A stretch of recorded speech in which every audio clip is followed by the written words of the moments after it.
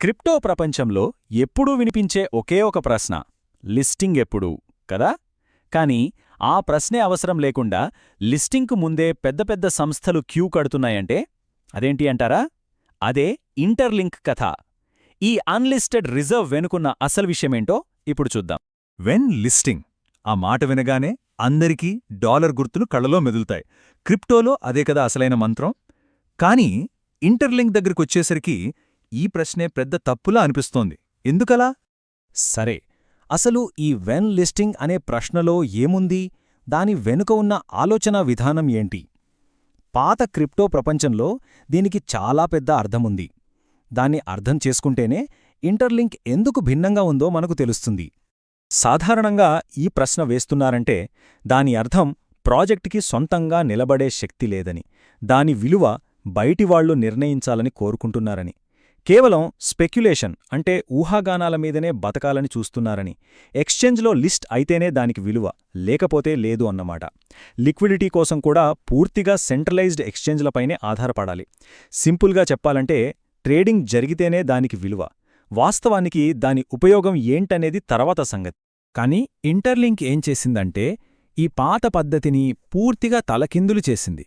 స్పెక్యులేషన్కు chance ఇవ్వకుండా ముందు ఇన్ఫ్రాస్ట్రక్చర్ని నిర్మించింది.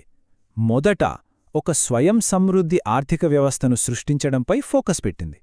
దీనివల్ల పబ్లిక్ లిస్టింగ్ అనేది ఒక అవసరంలా కాకుండా కేవలం ఒక విస్తరణ అవకాశంగా మారింది. ఇక్కడ చూడండి, ఈ రెండు మోడల్స్ మధ్య తేడా ఎంత స్పష్టంగా ఉందో. పాత మోడల్లో ముందు టోకన్ వస్తుంది, తర్వాత లిస్టింగ్, ఆ తర్వాత దానికి ఏదో ఒక ఉపయోగం వస్తుందేమో అని ఆశపడతారు. విలువ మొత్తం స్పెక్యులేషన్ మీదే ఆధారపడి ఉంటుంది. కాని ఇంటర్లింక్ మోడల్ అలా కాదు. ఇక్కడ ఫస్ట్ వచ్చేది యుటిలిటీ, ఇన్ఫ్రాస్ట్రక్చర్.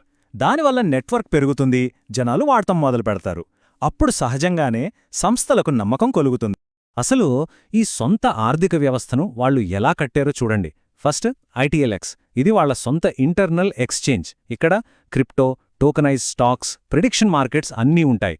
రెండోది వీసా కార్డ్, అంటే మన డిజిటల్ ఆస్తులతో ప్రపంచంలో ఎక్కడైనా 170 దేశాల్లో 50 మిలియన్లకు పైగా షాపుల్లో ఖర్చు పెట్టొచ్చు. ఇక మూడోది V5.0 కంప్లీట్ అవడంతో యూజర్లు తమ ఐటీఎల్జీ టోకన్లను ఐటీఎల్గా మార్చుకోవచ్చు, స్టేక్ చేయొచ్చు, ఒకరికొకరు అమ్ముకోవచ్చు. ఇదంతా జరగడానికి ఒక్క బయటి ఎక్స్చేంజ్ కూడా అవసరం లేదు. చూసారా ఎంత పకడ్బందీగా ప్లాన్ చేశారో? అందుకే పెద్ద పెద్ద కంపెనీలు లిస్టింగ్ కోసం ఆగడం లేదు. వాళ్ల ఆలోచనా విధానం మనలా ఉండదు.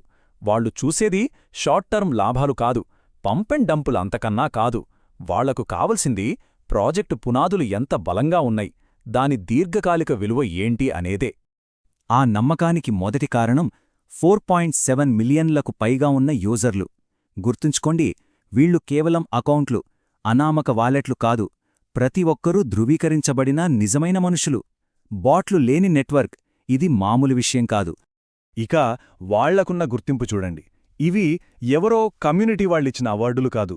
గూగుల్ ఫర్ స్టార్టప్స్ లాంటి దిగ్గజం నుంచి సపోర్ట్. ఎన్ఐఎస్టీ వాళ్లు ప్రపంచంలోని టాప్ 113 హ్యూమన్ ఏఐ మోడల్స్లో ఒకటిగా గుర్తించడం. సాక్షాత్తు న్యూయార్క్ స్టాక్ ఎక్స్చేంజ్ ఇంటర్వ్యూకి పిలవడం. ఇంకా ఎన్వైఎస్సి ఓనర్ విటాలిక్ బ్యూటెరిన్ లాంటి వాళ్లు సపోర్ట్ చేస్తున్న పాలిమార్కెట్తో ఇంటిగ్రేషన్. ఇవన్నీ సంస్థలు కోరుకునే బలమైన సిగ్నల్స్. ఇక్కడే మనకు ట్రెజరీ పార్ట్నర్స్ అనే కాన్సెప్ట్ వస్తుంది. అంటే కొన్ని కంపెనీలు పబ్లిక్ లిస్టింగ్ గురించి ఆలోచించకుండానే ఈ ప్రాజెక్ట్ బలాన్ని చూసి వాళ్ల కంపెనీ రిజర్వ్లలో ఇంటర్లింక్ టోకన్ ఐటీఎల్ను కొని దాచుకుంటున్నాయి. ఇది వాళ్ల దీర్ఘకాలిక నమ్మకానికి నిదర్శనం. నిజానికి అసలు విషయమేంటంటే ఈ నెల 28న ఇంటర్లింక్ టోకన్ను తమ రిజర్వ్గా ఎంచుకున్న ఆ కంపెనీల పేర్లను అధికారికంగా ప్రకటించబోతున్నారు.